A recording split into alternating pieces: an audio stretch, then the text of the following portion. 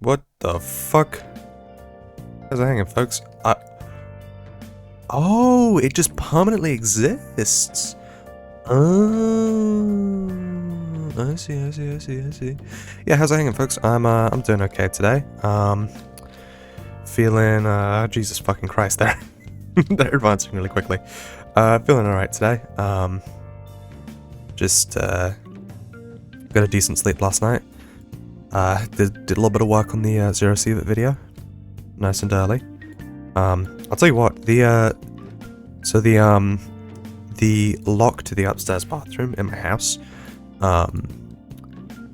keeps falling off. Like the locking mechanism is still there, but the thing that you use to turn it keeps falling off. So I got up relatively early this morning, it fell off, I was like, you know what, man, might as well. I went downstairs, I grabbed some super glue, and I super glued it back in. Now, what I didn't realize as I was doing this is that I was getting super glue all over my fucking hands. So, my hands are covered in super glue, and I spent like fucking 20 minutes trying to get it off, just like soaking it in soapy water. I mean, it kind of worked, but, you know, hands are still fucking covered in super glue. In Mama Liz's chilio. I've been slightly brain broken by Northern Lion. He just like he's put me onto a strain of Twitter brain rot that like I didn't know existed because I'm not on Twitter. And it's kind of destroyed my my vocabulary. But I mean, it's funny. What can I say? Can I really be pissed about it when it's a funny joke? I don't think I can. But yeah, I'm doing alright today. We had a my goodness, we had a session of D&D yesterday. Went pretty well, all things considered. My players eternally shock me as to like how they one up themselves. I feel like I'm the DM, so I run the game. If you don't know how D&D works, essentially it's just role playing. The players play, specific characters, and the DM plays literally everyone else. So I'm the DM, I play everyone else, blah blah blah. I feel like I tend to like be unable to one up myself as much. Not entirely sure why. It's just, something that I feel is the case. But my players, they go crazy, man. We had a moment yesterday where, one of the players had like in an earlier session had a moment where he had like switched a bit, gone from sort of an old personality he had come back. I don't know how to describe it properly. But yeah, he had one of those moments, and there was a great moment in yesterday's session where he was like faced with a vision of his past, and he like grappled in real time with who he was and who he is and how to move forward. And he was doing it entirely off the cuff, entirely unscripted. And it was just amazing. I gotta be real with you, it was amazing. Like I said, I'm eternally impressed by how my friends, oh my goodness, by how my friends one up themselves and keep getting better and better. Which was why I'm considering looking into acting classes. Maybe not, immediately, because let's be real, they're expensive, and I'm not cash rich at the moment. But I'm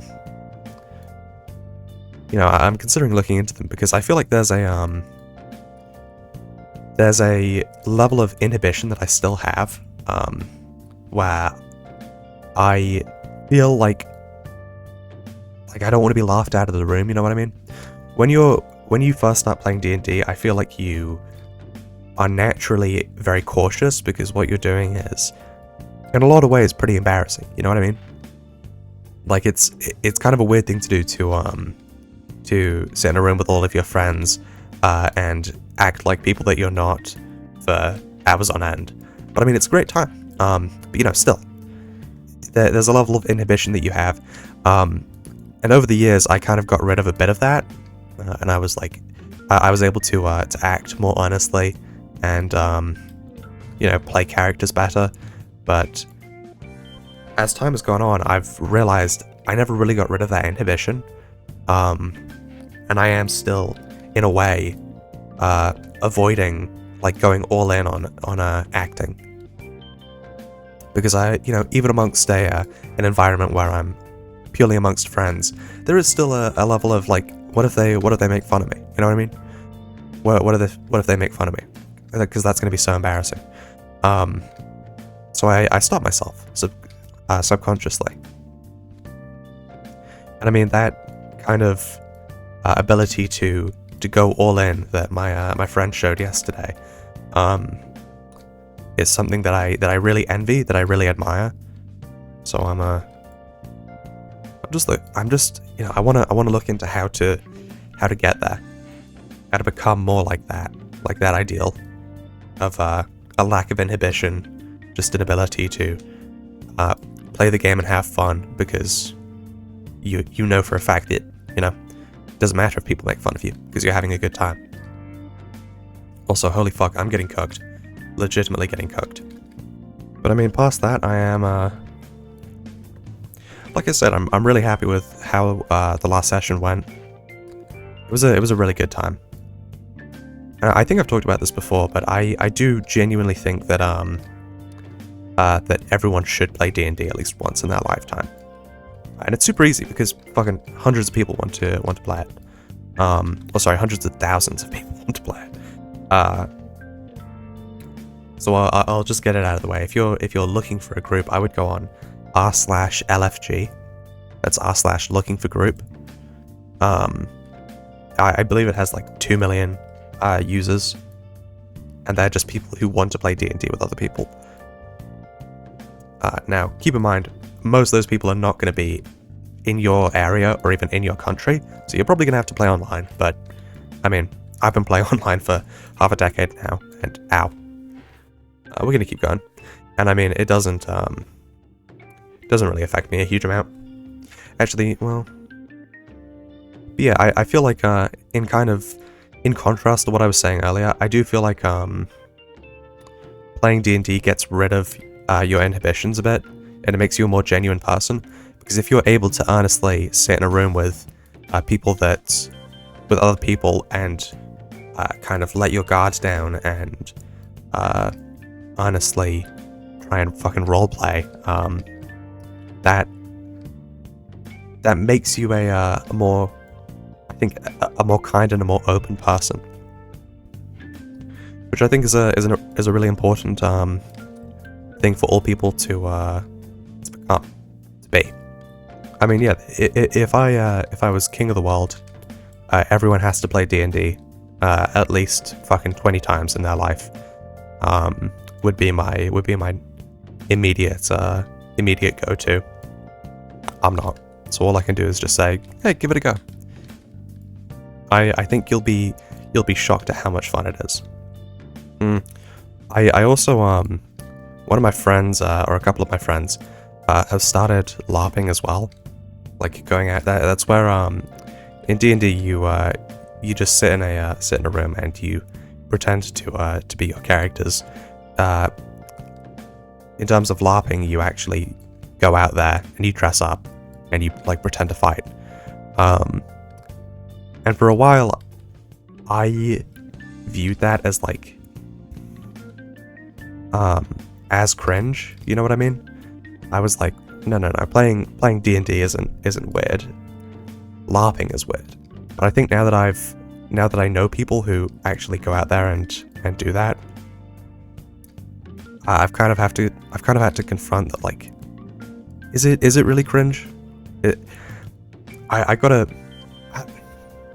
This isn't a rule that can be universally applied, but I feel like if somebody enjoys something, can you really call it cringe?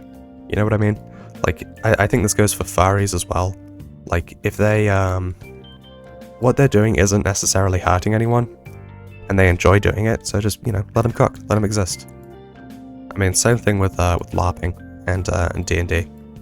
I mean, you know what, man? Now that I'm thinking about it, maybe I just need to push myself a bit in terms of losing inhibition. Like maybe if I'm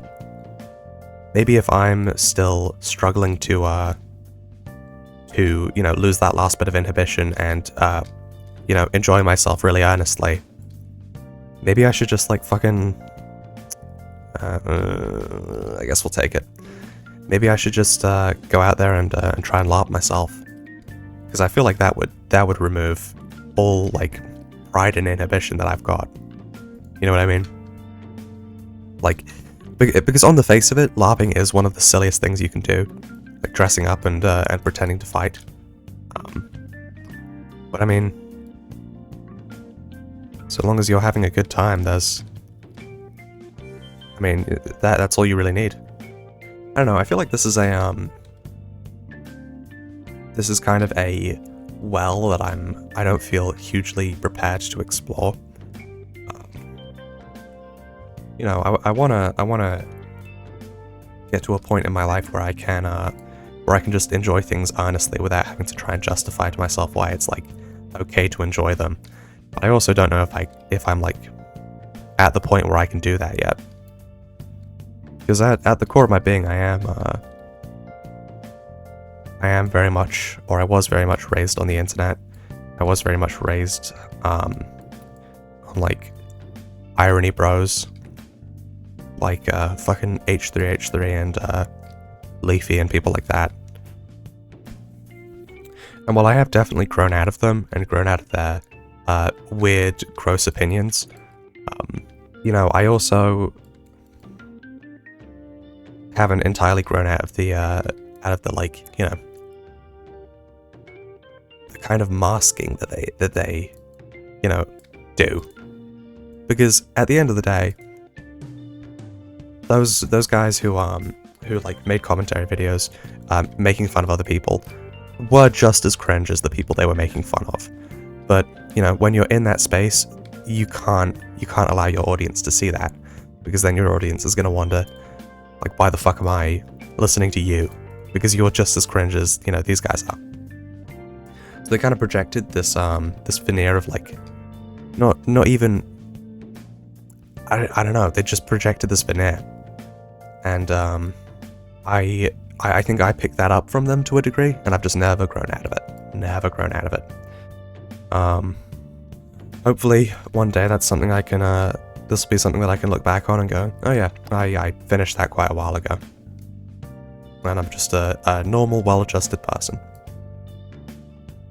But I mean, that's part of the reason why I'm so vehemently against or why I'm so vehemently for it's not being allowed on social media. Because I mean, it's just a plague. The internet is already a nightmare, and kids that grow up on it will just, will damage themselves for life in very insidious, very hard to detect ways. And I don't hold anything against, I don't hold it against my parents that they like allowed me to spend a lot of time on the internet, because I mean, how the fuck would they have known? But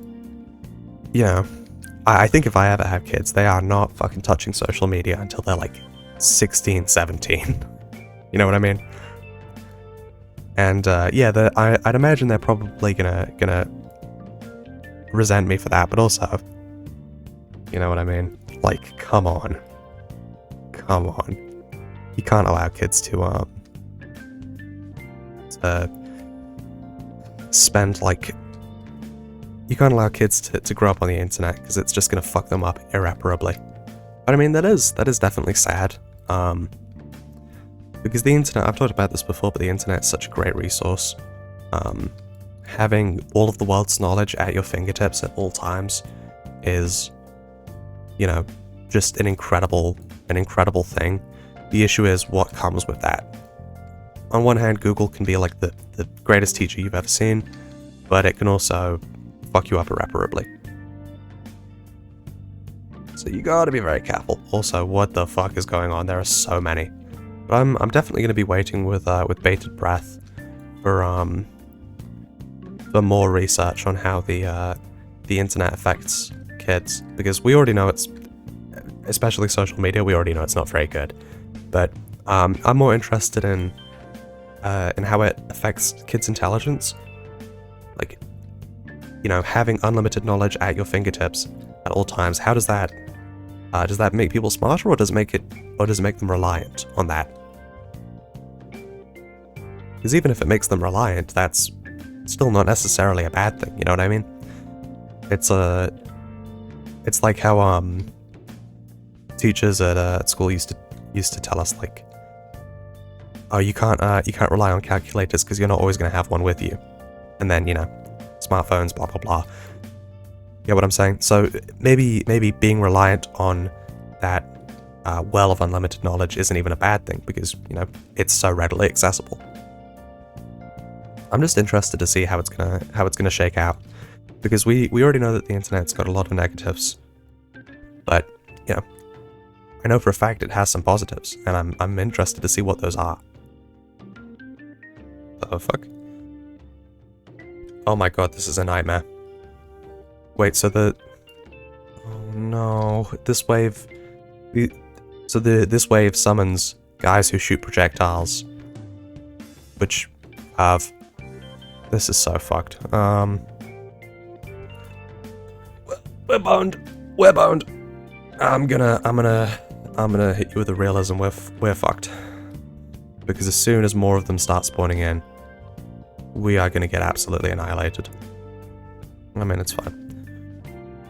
This is technically our second run of the day. I don't know why I said technically there. It's nothing technical about it. It's just the truth. Oh lord.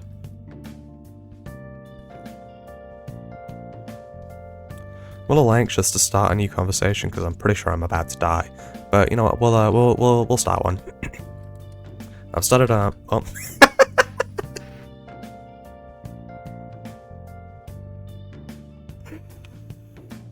Well, you could make that up. Yeah, you guys have been great. I will see you tomorrow. Bye bye. Oh, brother, this guy stinks!